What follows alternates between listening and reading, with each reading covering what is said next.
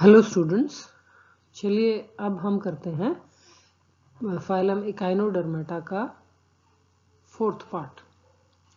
First part में हमने general characters किए थे, सेकंड पार्ट में क्लासिफिकेशन का टेबल लेआउट किया था, फिर थर्ड पार्ट में हमने सब फाइलम एलिथ्रोजोआ की क्लास एस्टेरॉयडिया का फुल डिस्क्रिप्शन किया था, जिसमें आता है स्टारफिश।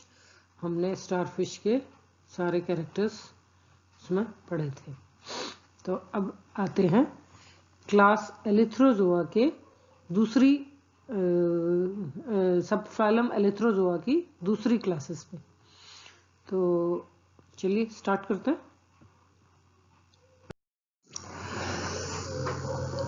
ये है क्लास ओफिरोइडिया। ओफिरोइडिया में ब्रिटल स्टार्स आते हैं, जैसा कि नीचे आप डायग्राम देख रहे हैं। इसमें ये एक ब्रिटल स्टार दिखाया हुआ है, इसमें एक सेंट्रल डिस्क पाई जाती है और इसके जो आर्म्स हैं वो किसी सर्प की पूंछ की तरह दिखाई देते हैं। जब ये पानी में होते हैं तो ये आर्म्स को जब हिला हिला के चलते हैं तो बिल्कुल ऐसा लगता है कि जैसे कोई सांप की पूंछ लहरा रही है। तो इसलिए इसका नाम पड़ा है ओफियोरॉइडिया। ओफिस का मतलब होता है सरपेंट, औरा का मतलब तेल और रीडियोस का मतलब फॉर्म। तो जो आर्म्स हैं they look like serpent tail forms. इनकी जो बॉडी होती है वो फ्लैटेंड होती है, ये स्टार शेप होता है और इनमें डिस्टिंक्ट ओरल और एबोरल सरफेसेस पाए जाते हैं। इनमें 5 भुजाएं केंद्रीय बिंब से स्पष्ट रूप से पृथक होती हैं। मुख तथा प्ररंधक यानी मेड्रिपोराइट मुख सतह की ओर स्थित होते हैं।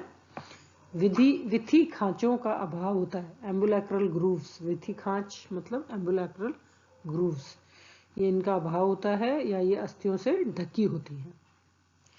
नालपाद में चूषकों का अभाव होता है। नालपाद मतलब ट्यूब फीट, इनमें जो सक्कर पार्ट होता है वो नहीं होता है। पेडिसिलेरिया इनमें नहीं पाए जाते हैं। आमाशय कोश के समान होती हैं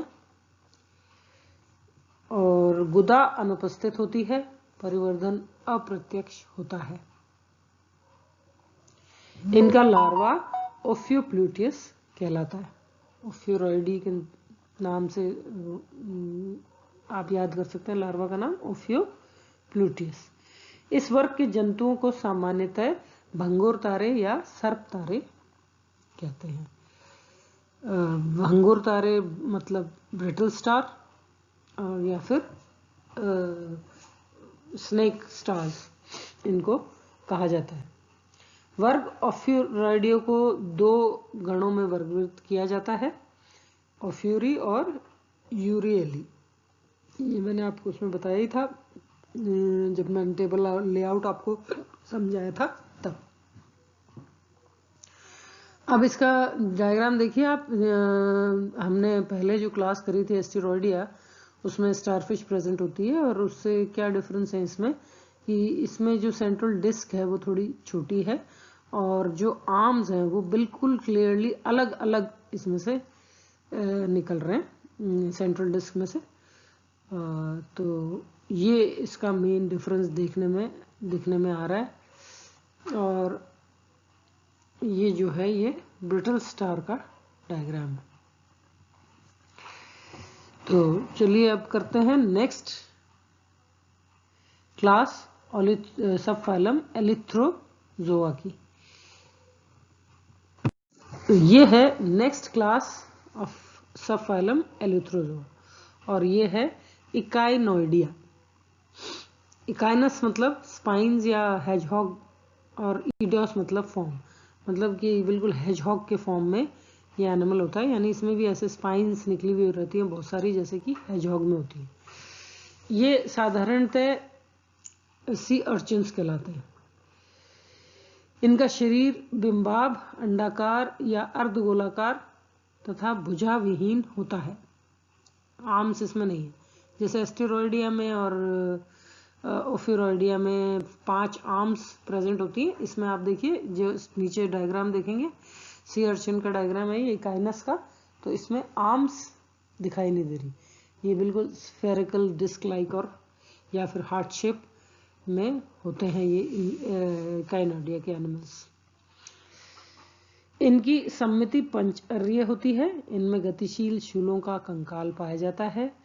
विथी खांच या एम्ब्रोलेक्रल ग्रूव्स बंद तथा अस्थिकाओं से ढकी रहती हैं। नाल पादों में चूषक पाए जाते हैं। इनमें भी सकर्स पाए जाते हैं एस्टेरॉयडिया की तरह। जो ओफिरोइडिया था उसमें सकर नहीं पाए जाते। विशेष प्रकार का चरवण उपकरण पाया जाता है जिसे अरस्तु की लालटेन कहते हैं। इनमें एरिस्टोटल लैंटन एक बहुत ही मॉडिफाइड सा अपैरेटस ये पाया जाता है जिसको कहते हैं एरिस्टोटल्स लैंटर्न। इनमें मुख व गुदा विपरीत सतहों पर स्थित होते हैं। इनमें 5 या 5 से कम जनन ग्रंथियां पाई जाती हैं। परिवर्धन अप्रत्यक्ष होता है तथा इनका लार्वा प्लूटियस कहलाता है। अच्छा, इनमें जो पेडिसिलरी होती हैं वो स्टॉक्ड होती हैं और इनमें 3 जॉज पाए जाते हैं। जैसे एस्टेरॉयडिया में 2 जॉज पाए जाते हैं, इनमें पेडिसिलरी जो होती है उनमें 3 जॉज पाए जाते हैं। और ये जो क्लास इकाइनोइडिया है इसको फिर इन टर्न 3 सब क्लासेस में डिवाइड किया गया है। ये अपन ने टेबल लेआउट में देखा ही था। और जो मैंने बताया था, एक तो है जिसमें एक्सटिंक्ट फॉर्म्स होते हैं, ये तो होती है बोथ्रियोसिडोराइडिया।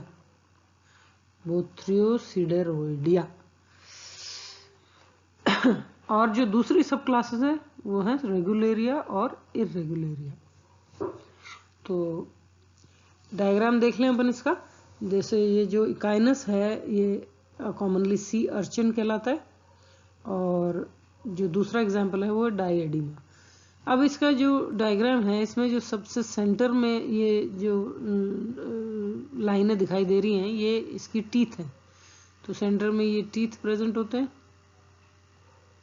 और फिर ये पेरिस्टोम दिखाई दे रहा है। इसकी मार्जिन जो सेंट्रल एरिया की जो मार्जिन है इसमें ओरल टेंटिकल्स प्रेजेंट है और ट्यूब फीट प्रेजेंट होती हैं और स्पाइंस दिखाई दे रहे हैं।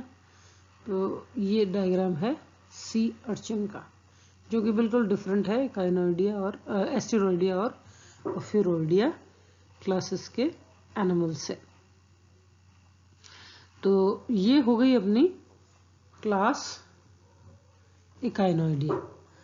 अब जो बची है वो है क्लास होलोथुरॉइडिया। 3 क्लासेस अपन ने कर ली हैं और अब ये लास्ट क्लास एक बची है होलोथुरॉइडिया। तो अभी इस वाले लेक्चर में इतना ही। अब नेक्स्ट लेक्चर में मिलते हैं। जो बाकी बचा है उस काइनोडर्मेटा उसको देखने के लिए थैंक यू।